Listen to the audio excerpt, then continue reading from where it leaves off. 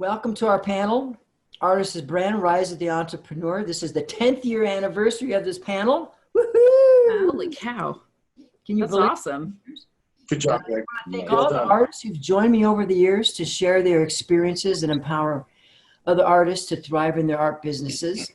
You have all been a part of that process and part of this experience, and in a way, sort of a bit of an experiment, and it's been very successful on a lot of levels. And so this is really a blessing for me to have some of my favorites here together again from all over the world, which is, well, part of the world, I guess I could say. I'm moderating from Santa Fe, New Mexico. We have fantasy artist Ciruelo, was born in Argentina, has been living in Spain since 1987. He's now joining us from Spain right now. He has worked on for the most important publishing houses in Europe and the United States, illustrating book covers, prints, calendars, and trading cards with dragons as the main subject. I like to call him the dragon artist extraordinaire. He is currently writing and illustrating his own books. We have from Texas, Brandon and Jared Shiflett, are most well known for their work on Marvel characters, statues, including the Incredible Hulk, Thanos, Wolverine, Black Panther, the Juggernaut, Captain America. Oh my God, it goes on and on. Whatever they do is just magnificent. They've won numerous awards, including the Spectrum Silver Dimensional Award. So thank you for joining us again. From Arizona, we have Daniel and Donna Davis, are the creators and design team of Sting Crow, makers of all manner of monster-named items, from books to prints to sculptures, clothing, and more. They've also created the wildly successful Monster Rangers, which has taken the concept of, I guess you could say, fandom to a whole nother level. We also have Jacquelin DeLeon. She's an illustrator and comic artist who has become an online artist brand and influencer through Instagram and her YouTube channel. She is currently also working on a graphic novel called Zatanna and the Jewel of Gravesend with DC Comics. So her YouTube channel boasts 317,000 subscribers, if you can believe this. And she's also built up a large fan base on Instagram of over 700,000 followers. So as freelance artists and entrepreneurs, we have learned that new ideas and artful projects are key to success. Sometimes things come up, we've learned to be sort of nimble in the context, as to projects and, promoting ourselves. Now with this lockdown, I'm curious for all of you how it's affected your livelihoods, your creative output. What have you learned from this so far, and that might be able to be applied to, future challenges that might appear? Ciruelo, has it been for you? Has it hit your income, and has it hit your, your flow? What's been your experience? Well, actually, I first should say that I live in Spain, but I don't work for Spain. I didn't work for Spain, the Spain market, in 30 years. So all my income comes from other countries. I would say from conventions, fairs from other countries. I am lucky that, well, actually I'm an old artist, so I could say that probably I have a bunch of collectors all over the world already that keeps me busy. So I missed 3 conventions in these last 3 months. And that could have been a problem. Anyways, I probably, as all of you, I concentrated more on my studio work, and I was able to fulfill some collectors' demands that I was kind of postponing. So I'm kind of okay. I'm happy. I can't complain. But of course, as most of you, I don't know what's going to happen in the future with all this stuff. I only hope that soon we are going to start having the regular conventions and fairs in Europe and in the States in order for me to keep on doing my work, exhibitions, sales of prints and originals. But at the same time, I'm learning how to deal with the new technology, with reaching my clients, my potential clients. I'm learning how to use Instagram and all these social media, which is new for me. My daughter is helping me with that. She's Yes. 18 and she's a professional on Instagram and Facebook and all that. So I'm kind of learning. And yeah, I'm open to see what's going to be new in the future. I know that everything is going to be different from now on, and but I'm positive. I'm hopeful that we are going to have good times in the future, despite of all this chaos and you know. But anyways, I'm positive. I'm always optimistic. And what I think is great is, you know, in the context of, you know, creating that brand around yourself, the power of that is that when you have that fan base there, that's something that you rely on. And so whatever comes down the pipe, right, that most likely you're going to be able to weather that storm because you have that support. It's enough support, and you've built over the years, the loyalty of your fans. We definitely miss the shows for sure. We don't make, you know, most of our income at the shows. We do sell things, but that's not really our primary income. But at the same time, in our industry, there's a sense like if you're not out there seeing, it's about visibility for us. If you're not out there seeing people, shaking hands, it's almost like you might cease to exist, you know. And we find that in our business, the statue business, fans really want to meet the artist, shake hands. Now, they might buy a piece 6 months from now. So you didn't sell it at the con, but essentially you did a lot of work on the deal at the con, you know, just by being visible. Maybe they didn't even talk to you, but they saw you there. They saw the work in your booth. And so I think we really miss the shows in that way, not so much from that, the money we make that weekend, but this year-long effect it has on us, on people getting in touch with us by email, online, by phone. So I think we missed that. Yeah, I had a couple of conventions canceled also, but I make most of my money online from my shop. So I actually found that people have become a lot more supportive in trying to support their favorite artists and stuff. So it's actually been so busy that I haven't been able to ship out everything on time because there's shipping delays with packaging supplies and stuff like that. So it's a lot of customer service, pretty much. Yeah. I think for us, you know, we've also lost a few shows at this point, and while that does hurt, you know, we've been able to. Luckily, we started a membership program in early 2019. And that has really helped us weather the storm. We used to be 100% or 90% income from cons, and we knew that was an issue. So for years, we've been trying to whittle that down. So we really, I'd say, in the last 4 or 5 years, really like bear down on how to be more in control of our brand, less dependent on expensive conventions that are valuable, but not all are valuable. And, you know, we're traveling so much that it was really important to try to work on that. So we benefited from that. And I think too, you can't buy from us at a con. So right now, so what's happened is, you know, people are making more online sales. So we had like 2 record months in a row this year of the best income we've ever had online. So we're super thankful for that. And, you know, we're also kind of a weird brand. Like we're small, but compact kind of. So like, we're meaningful to not a giant crowd, but we're very meaningful for a very small crowd. So they're very loyal. They care about us. They care about our family even surviving. So they've really reached out and supported us in a bunch of ways. So that's been pretty incredible. Yeah. And I'm really thankful for it. Yeah, we're very thankful for our Rangers.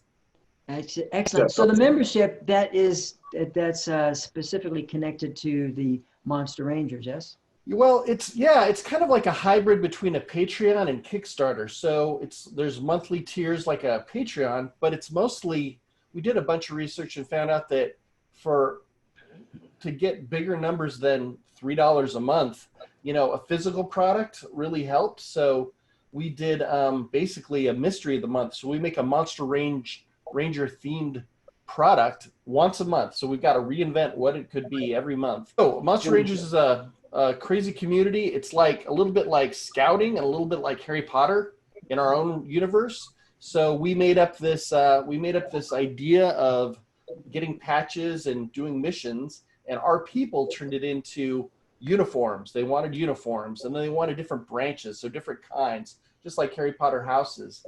And then they wanted to do meetups and campouts, and we're like, what? This is crazy. But what we learned, though, is that campouts are our events. There's always parking where we want it. Our booth is always in the best spot. And it's this chance to get face-to-face with your best supporters and fans and get to interact with them and delight them and create memories for them. And so it justifies, in a weird way, the camps justify the club, the organization. So anyway, yeah. So it's our universe. So we write the lore, we make up fiction around it, and pretend like it was something that was invented in 1903, where Rangers help monsters, and so it's a crazy thing, but it's our thing. Yeah, it's great. That's I love awesome. it. It's quite unique, in that respect, and not too many people are doing it. But what's wonderful is that it's been so successful for you. And then after you sort of built that foundation, it's like you're almost kind of like you can't be hurt. Well, your definitely. superpowers come into play all the time, because your fans are your superpowers, and you got your talent, and then your fans are that other part that, the strength, right?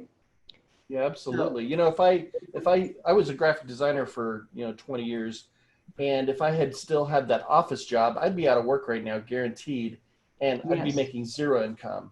And so I'm really, so this has been suddenly wow, this is not only great because I get to do what I love, but like I'm actually still making an income with Donna here. So that's, it's pretty amazing. Teaching has been something that has been a bit helpful for me too.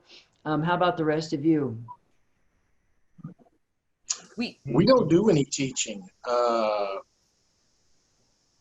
Didn't you have a workshop recently or something? we have an online forum on Facebook where it's just we're consistently putting stuff on there, and we do little series. But we're also on Patreon, and that's good. And on the forum, it's pros and amateurs alike, and it has about 30,000 sculptors as members. And while it doesn't make us any money directly, I think it has really helped. You talk about artists as a brand. I think it's very much helped with not only name recognition, but sort of goodwill towards us. We kind of try to bring the community together, and we try to Jared and I personally try to be transparent about how we do what we do. And I think that to help younger and beginning sculptors, and I think that kind of outreach has helped us somewhat as a brand. I really do. Right. We use the forum, and while it's totally free and we're transparent, we do have exclusive content on a Patreon that we can direct people who want to dive deeper can go over to our feed Patreon. it into the Patreon. Okay, got it. Exactly right. Yes. For the fans who want it, and some people just want to support, your original designs and stuff. And so, part of our thing is to be reachable, and people can PM us, and we try to make connections with every fan who buys something. So some people want to do, $5 a month, $10 a month, whatever it is. It's not a big deal, but it does add up, and it gives us some freedom to decide what jobs we do or don't want to do, maybe. Anybody else do Patreon? I used to, but I stopped mine. Okay, I've heard good and bad things about Patreons. This is why. So you did it for a while. Why did you finally stop it? It was too much. I'm not organized enough to be able to, I don't know, run it as well as I wanted to. So after a while, I just close it. Oh, that's interesting. Well, this is a good segue then into the next question, and actually you can start with this, Jacquelin, and that has to do with, I'm curious, with all of you in the context of you're creating your different projects and products and the things that you're actually making to sell. Do you set those up like, weekly, monthly, yearly, or is it more just a serendipitous, you just sort of jump in, do it, and then put it up and share it and see how it goes? For me, it's serendipitous. I can't always be motivated to create. So when I do, I go like as hard as I can, and I'll just make products of it right away. And when I have those downtimes, I just try to take what I do have already and make new products out of it. Okay, so it's more of the moment then. Yeah, for me. How about the rest of you? The same. Oh, more of the moment? Mhm. Okay. We're kind of all of the above. Yeah, so one of our things is the Badge of the Month Club. So that's one of our lower tiers. So we had to design all those badges last year and have them produced so that they were done in one big block to get better pricing. So that means we had to work ahead. But the monthly deliverables of like our Mystery of the Month, we really are kind of month to month trying to figure it out. But we've got to deliver by we take money for the month, and then the next month right away we try to deliver in the first week or so. So that's one thing that's always churning and keeping us busy. And then, we're always trying to design new T-shirts and products kind of in between, all that. So Yeah. it's a little hard. It's not scheduled. I mean, the beginning of the year, we brainstorm and try to figure out what we're trying to accomplish. But, it has to sort of go with the flow of how life is going. Yeah. Some of it is super spontaneous and some of it is really thought out and well planned. Or some of it's feedback right from our community. Like True. they're like, we want this. And we're like, Ah. well, I don't know. And then we think about it and go, yeah, that's a good idea. So we ask them a lot for what they'd like to see from us. So Very we can get good. some of their help in that. Ciruelo. Well, actually, I'm a bit behind in terms of Patreon and all this stuff.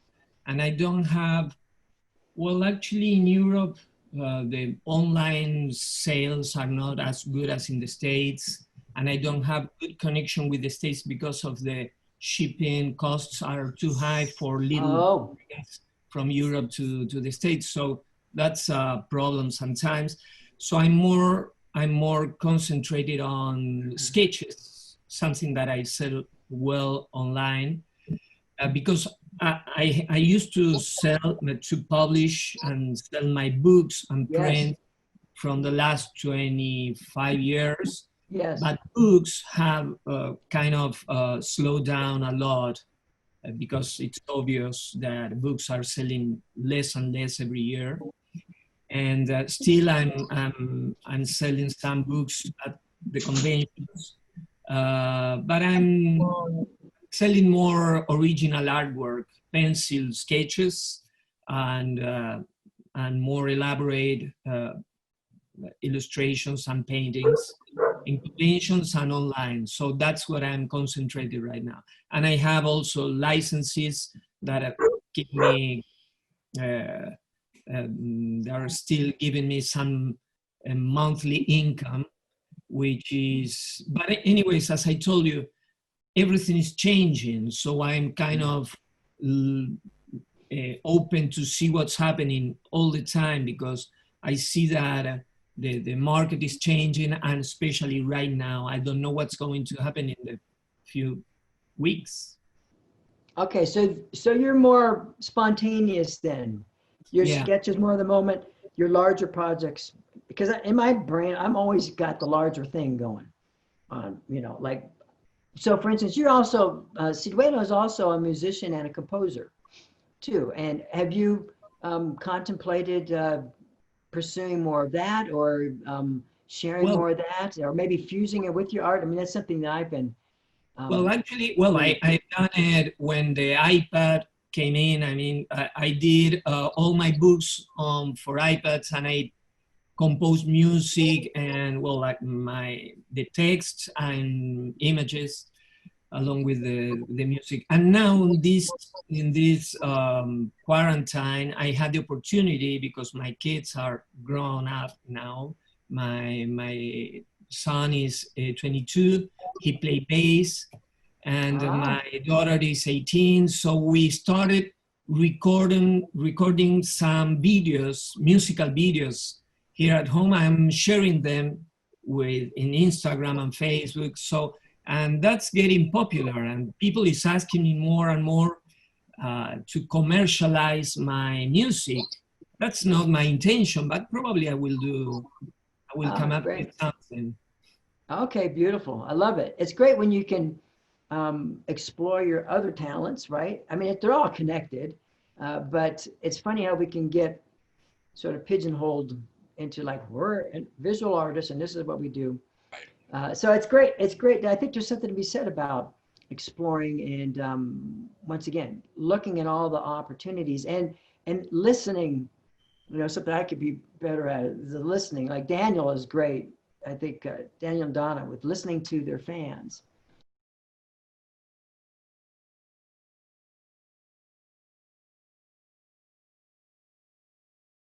Have you ever created specific items because you felt that they sold more, or do you focus more on just your products from the heart? That's a great question. A lot of times we're trying to, it goes back and forth. We're trying to, like, you know, make some iconish thing or something that strikes people. And the more stuff you sketch out, the more kind of clunkers you tend to have. And I think we found that when we try to sort of please a fan base, we kind of fail at it. And interesting. And so we've tried to make something, and there have been 2 or 3 pieces we've done that have been really our weakest, worst commercial sellers. Fascinating. So with our personal work, we keep going back to, you know what, I just have to do what I think is cool and what I want to do. And apparently that's the thing that people respond to. Yeah, that does make sense that you would, I mean, ultimately it's got to come from here, you know, but I mean, but also listening to your fans. So I guess it's just that balance, huh? Right, exactly. I don't know. Sometimes I think they can sense like the almost the passion in it, you know, the heart and soul. Like, ooh, I'm into this, as opposed I'm doing this like a job. I'm trying to just put this work in. This is what you want. But when I get excited about something over here that's coming out of my mind that I'm fully invested in, I think people can absolutely sense that. Well, so let me ask you then, Jacquelin, why don't you jump on this? Have you ever done a piece you thought, oh my God, this is not gonna work, but then it became really successful? Yeah, I think so. There's a lot of hype with like witches and stuff like the last few years, and I did a few early on and I didn't think that it would do anything, and now they're my most popular pieces. Like, they get shared all over Pinterest without credit all the time, and people try to like get tattoos and stuff. So yeah, there's a lot of that. And when it comes to products, I usually try to stay with something that I know will actually work with my artwork. So like there's a lot of artists doing face masks right now, and it's a cool idea, but like I don't think it would work. I don't know, for me. So like I don't always jump on the bandwagon when it comes to like popular products, but sometimes they do really work out. Anybody else like to share anything along those lines? Yeah, I'd have to agree that we've, you know, designed things that we think this is a great idea. I love this idea, and then it dies. No one cares. And then other things are like, one of those. Sure. And then other times you're like, oh, this is a silly thing. Let me put it out in the universe, and then it does really well. You know, we kind of balance it because, of course, we need to survive. But you know, when we get that feedback from our fans, arrangers, you know, we don't just do them down a list. We kind of just wait for that idea to go, oh, I've got a great idea for this thing that they suggested. but it might take months, you know, it might be 6 months later or longer even. Yeah. And you're like, oh, now I've got the idea and the inspiration behind it, but it, you know, it also fulfills a need business wise too. So yeah, it's a balance, but I think you cannot I totally agree. You can't just artificially drive that, you know, oh, this is popular, this is popular, this is popular, you know, package it. Right. Yeah, it can be, sometimes it can be, I think if you let the market run too much of it, it's like keeping your fingers on the pulse enough, right? But if you're not true to yourself with it, then yeah, there's something about, I mean, it's like early on in my illustration career, you know, I could have made a hell of a lot more money doing advertising gigs, you know, but the thing is, it just wasn't in my heart to do them, you know, just selling a product. And so I had it was always difficult, you know, going that route. Whereas when I was doing, you know, illustrating for more editorial themes that felt more connected to me, you know, the money was lower, but I felt more fulfilled across the board. And at the end of the day, I think the universe kind of comes in and helps support you in that endeavor at the, you know, ultimately. Would you agree? Yes, I thank the universe on a regular basis. Right. It comes back to remind us, right? Yes, yes. Yeah. All right, very good. All right, well, you know, so I'm forever talking about, you know, the concept of high-tech promotion and high-touch promotion, you know, high-tech being everything online, radio, TV, internet, and then high-touch, of course, being the events that we go to where we meet our people. This year, of course, the high-touch took a hit. Hopefully that will be returning here soon, especially for next year. But do you have any strategies? Instagram, probably Facebook, a little bit of Twitter, you know, there's YouTube. And so I want Jacquelin actually to sort of jump in a bit on this, and, you know, like, because she has so many followers, and please share any of your tips for us so we can get our fan base up into the 100,000s would be nice. Yeah, please. So Instagram is my main social media that I use. YouTube, I use Twitter on the side, but I don't like it, but it's kind of growing a following there too. So Instagram, I started when I was still going to school, when I was in your class. Yes. And pretty much learned right away that if you just post frequently and just be as genuine as possible and try to connect with people that are interested in the same like lane as you, I guess, like find your people on Instagram. That's how you start building a following. Even when you don't have something new or like finished to post, I think posting like doodles or sketches or even personal stuff like your living room or something, people really like the personal touch to it, I guess. They want to know you. They're not just a fan of your artwork, which is also what I do on YouTube. So YouTube just started out like I wanted to show my process, and then people start wanting to know more about me, and I started doing vlogs and like travel vlogs and just everything. Every time I move or do something big, I just try to record it and share it with them. And the subscribers on YouTube are a lot more dedicated. Like they'll come to my events and they'll walk up to my boyfriend and be like, "Oh, how was the move? How are your cats?" And he's like, "Whoa," like it's really weird to him because we're still new to it. Like that's where most people recognize me in public is from my YouTube channel. So yeah, they're very dedicated there. And YouTube is also where I get a lot of sponsorship opportunities more than Instagram, even though the following count is lower. I checked on your YouTube channel that you had Squarespace is actually sponsoring you there. Yeah. They're paying me to do a video a month where I just mention them. Fascinating. And that's I like that, gang. Yeah, it's a big chunk of my income too. So it's like crazy. Nice. And then a lot of like art brands and like desks and lamps and stuff that people are trying to send me. So like it's pretty cool. And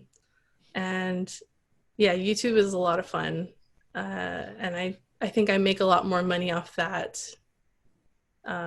directly. Well, Instagram has a lot of my fan base too, though. So yeah, I think that's about it. So generally, you would say your focus, what is number one, is on you making art. Is that correct? Yeah. Number one, and then second part is lifestyle. Mm-hmm. I always knew that the lifestyle part was important, but it seems like for you that it really is becoming more important. Yeah, I think because the past year I've been working full time on the graphic novel, and I get artist block a lot. And when I can't draw anything new, I'll just make content out of what, somebody sent me a watercolor palette, or I went shopping at Blick and got a bunch of art supplies, so I'll make a video out of it. So yeah, you can really just post about a lot of different things, and people will be interested if they're your fans. So yeah. Okay, that's great. All right, so I have one more question for you, and that is in the context of Instagram technique and YouTube. So making art, showing some lifestyle. Is there anything else that you feel is important? Like if you were to say like the top 4 most important parts of that you find help with garnering more of a fan base in those 2 platforms, what would they be? So posting frequently would be very important, being authentic, and I guess that's about it. I mean, if you use your hashtags that you found within your group and your fan base, that will start to get other people to see you. And I think that's really about it. Like those are really the main things that can help you. Okay, Sorry. great. So this concept of like buying names and all that stuff, that's a big no-no, correct? Oh yeah, no.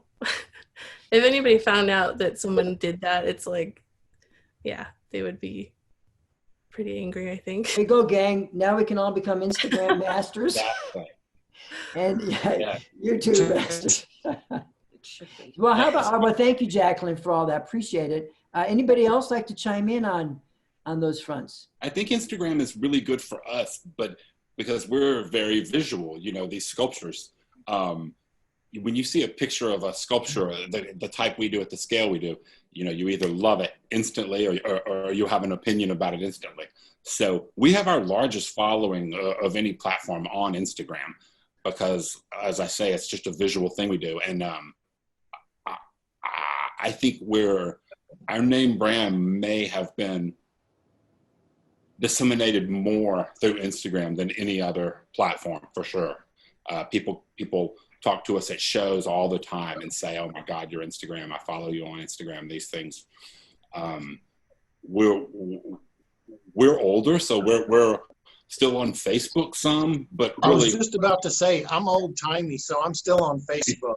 That's Okay. right. That's where I like creak around. Like an old man, yeah. but I know the old, right. the old guard.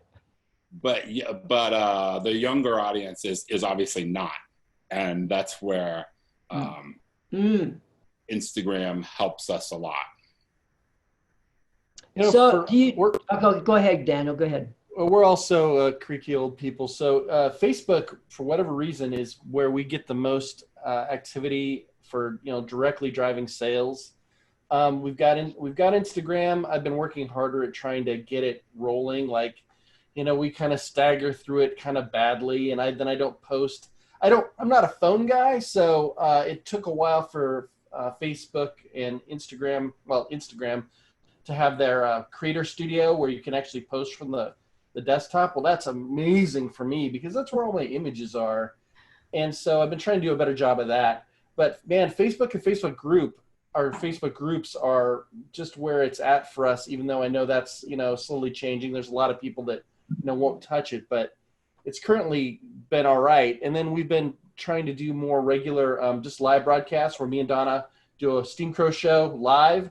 And so we sit in front of the computer and just talk to our members for an hour. And kind of see their chats and kind of get back to them and tell them what we've been working on and what's coming and, what we've been thinking about and try to make that personal connection.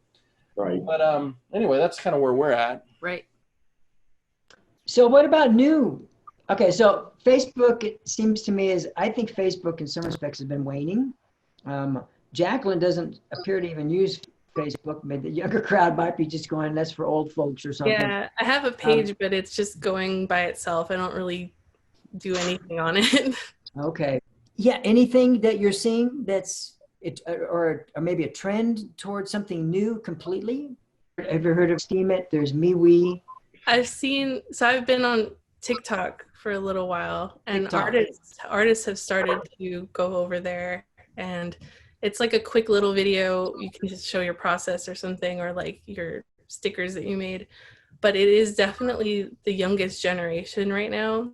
And I mean, maybe that could be a good plan if you want to start appealing to younger generations. And as they grow older, they'll be able to support you too. But it's a really fun platform. It's different. What do you see as the future for high touch, events like Comic-Cons or other conventions, other events, or making up your own events, galleries, etc.? Do any of you have a plan, or have you been thinking about this at all? I think we've been thinking about it a lot, especially since, all our shows were canceled. Yeah. Right. And so, how you, as an entrepreneur, you kind of have to look at the different matrix of, things are good and how do you perform? And if things are bad, how do you perform? And so my brain, I'm the worrying about the dark stuff, and Donna's the optimist. So for me, I'm like, well, what happens if, cons, what if cons continue to be more and more expensive, but there's a third as many transactions happening or a third as many attendees? Aside from the health issues, I'm not sure that would work for us. Like I can't go to Comic-Con and do a third of the transactions. But wait, so you're saying that most of the cons you go to, you've been going to, you notice that the attendance is down in general? No, what I'm saying is if post-COVID, what are these events going to look like? Oh, I got it. Post-COVID. So an example is there's a Comic-Con in California, not San Diego Comic-Con, but they're saying, well, we have a giant hall. We're going to let only 8,000 people in at a time. Well, I'm like, it's a huge hall. So 8,000 people it's a drop in the bucket. And if there's only 8,000 people on the floor, right, I don't know how to make that work. But on top of that, you also have to protect yourself. And so far there's implements in place for attendees, but there isn't any rules or guidelines for like vendors.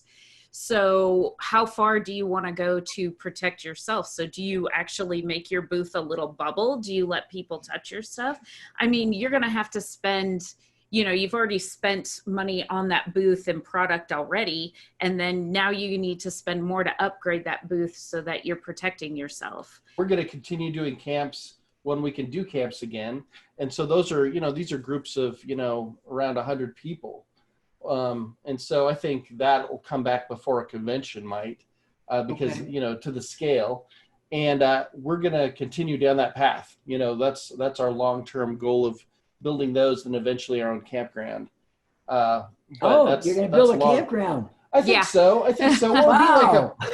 Wow. I think if you look at this whole big thing, it kind of leads you to having some land and your studio on it, and you host the campground, you host it there for your people.